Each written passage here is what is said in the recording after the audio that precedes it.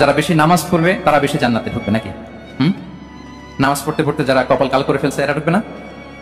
যারা হজ করতে করতে বড় হাজী সাহেব হয়েছে, জিকির করতে করতে হাতে 3-4টা তাসবিহ রেখেছে, তাদের কথা বলা হয়েছে? এগুলো নিঃসন্দেহে অনেক বড় আমল, কিন্তু সবচাইতে বেশি জান্নাতে প্রবেশ করাবে যে আমল, বিষ্ণু বললেন, এক হচ্ছে আল্লাহর ভয়, আরেক হচ্ছে সর্বোত্তম আচরণ। প্রিয় ভাইরা, ইসলামের মেজাজটাকে চিনে নেন, ইসলামের এসেন্সটাকে বুঝে নেন। আমরা ভালো আচরণকে গুরুত্ব দিতে চাই না। অনেক নামাজি লোক দেখবে নামাজ পড়তে পড়তে কপালে কালো দাগ ফেলে দিছে, বাসায় বউয়ের সাথে খারাপ আচরণ করে, খিটখিটে মেজাজের, প্রতিবেশীর সাথে শুধু ঝগড়া, কলিগদের সাথে ঝগড়া, মারামারি, দুঃসম্পর্ক, এরকম আছে না? নাই বলেন, আছে না? কিন্তু নামাজ, অনেক বড় হাজি, একদিনও কোরআন তেলাওয়াত মিস হয়।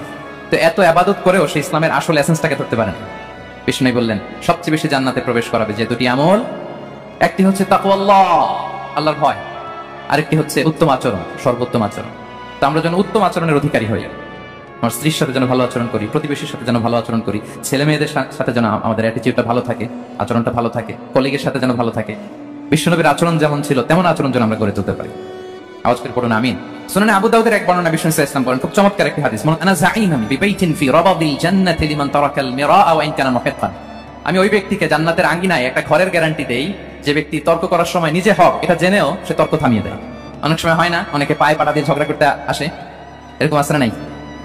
আপনি চুপচাপ দেখবেন একটা বাজে কমেন্টস করতেছে, আবার কমেন্টের নিচে কমেন্ট, আবার গালি, হ্যাঁ আছে না এরকম? বিষ্ণু বলেন নিজে হক এটা জানার পরেও আর যাতে তর্ক না বাড়ে, যে তর্ক থামিয়ে দেয় জান্নাতের আঙ্গিনায়, তাকে আমি একটা ঘরের গ্যারান্টি দেই। ওয়াবিবাইতিন ফি ওয়াসাতিল জান্নাতি লিমান তারাকাল কাযিবা ওয়া ইন কানা মাযিহান। আর ওই ব্যক্তিকে আমি জান্নাতের মাঝখানে একটা ঘরের গ্যারান্টি দেই যে ব্যক্তি কৌতুক করার সময়ও মিথ্যা পরিহার করে। করতেছে কৌতুক, ফান করতেছে, হি ইজ কিডিং, ফান করে, কৌতুক করে, কিন্তু কৌতুকের সময়ও সে মিথ্যা বলে না। এই স্বভাব যাদের, তাদেরকে আমি জান্নাতের মাঝ বরাবর একটা ঘরের গ্যারান্টি দেই। এরপর বিষ্ণু কি বলে দেখেন, তিনি বলেন ওয়াবিবাইতিন ফি আ'লাল জান্নাতি লিমান হাসানা খুলুকাহু।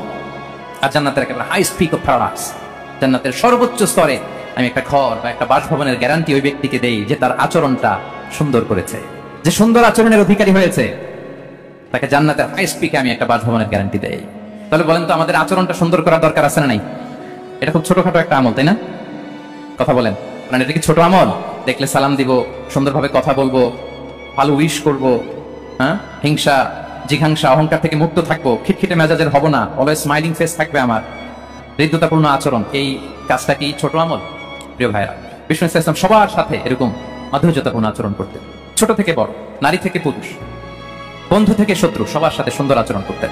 এবং তার এই চমৎকার আচরণে মুগ্ধ হয়ে তার অনেক শত্রু মুহূর্তে তার বন্ধুতে পরিণত হয়েছে।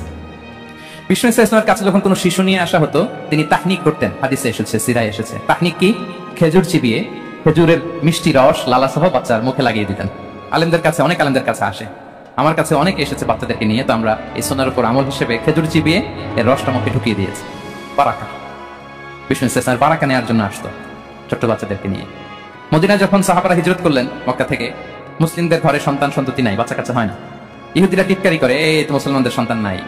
সর্বপ্রথম যেই সন্তান হয়েছে তিনি হচ্ছেন আয়েশা রাদিয়াল্লাহু তাআলা আনহার বড় বোন আসমা বিনতে আবু বকরের ঘর উজাড় করে এক সন্তান এসেছে, পুত্র সন্তান, নাম হচ্ছে আব্দুল্লাহ। কি নাম? আব্দুল্লাহ ইবনে জুবাইর। তো আসমা আব্দুল্লাহকে করে নিয়ে বিষ্ণুনবীর কাছে আসলেন। বিষ্ণুনবী খেজুর চিবিয়ে ওনার লালা মিশ্রিত রস খেজুর সহ মুখে লাগিয়ে দিলেন। তো আসমা সবসময় গর্ব করে বলতেন যে আমার সন্তানের পাকস্থলীতে সর্বপ্রথম যেটা ঢুকেছে এটা হচ্ছে বিষ্ণুনবীর লালা মিশ্রিত খেজুরের রস।